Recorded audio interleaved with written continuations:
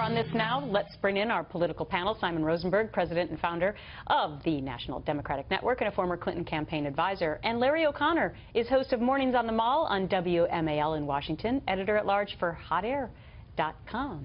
That's a new position, right? It is. Okay. Yeah. Congrats. Great team over there. All right. So Larry, Ted Cruz is back in the race. Marco Rubio doesn't want to be VP. What's going on? Well, first of all, welcome to Simon's town. It's great to have you down. Well, he's a Democrat. This is Democrat's town. But yes, listen, I don't know what's going on here actually in Ted Cruz's mind, because this doesn't make any sense. I have a feeling that people in the Glenn Beck orbit are getting very excited about this. He was in that, in an interview with Glenn. He wanted to say some things that would, make people happy, because it doesn't make any sense. It's not logical. Yes, he's only suspended his campaign. George Pataki has only suspended his campaign, but he doesn't have a chance here. And a floor fight doesn't help anyone. Okay, so are Democrats relishing over this news that once again could be a break in the so-called unity in the GOP? Well, I don't know if there is unity yet, right? I mean, I think this is going to test Donald Trump's diplomatic skills to put this party back together.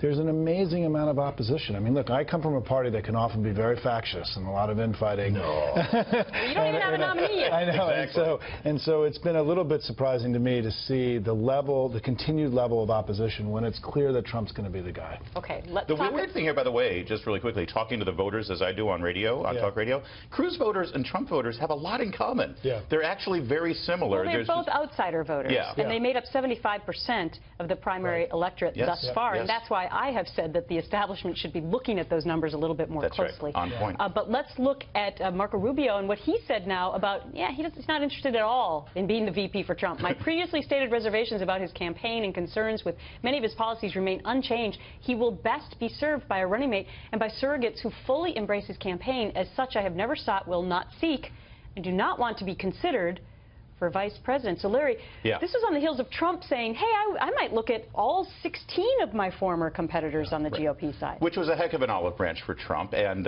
well, then here's Rubio's response. You know what? Anyone, let me just tell you, anyone right now who's coming out and saying, I don't want to be considered, they're not being considered. And by the way, Gretchen, I'm giving you an exclusive right now. I do not wish to be considered for Donald Trump's running mate. All right. I would have been a great vice president, by the way. Well, he said he might pick a Democrat, or somebody on his team did. Simon.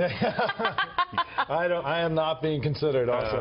All right. So what do you make of Rubio, though? Because I found this a little fascinating that he would be that forceful about it, because Trump did actually mention Rubio. It might have been a pretty smart pick for Donald Trump.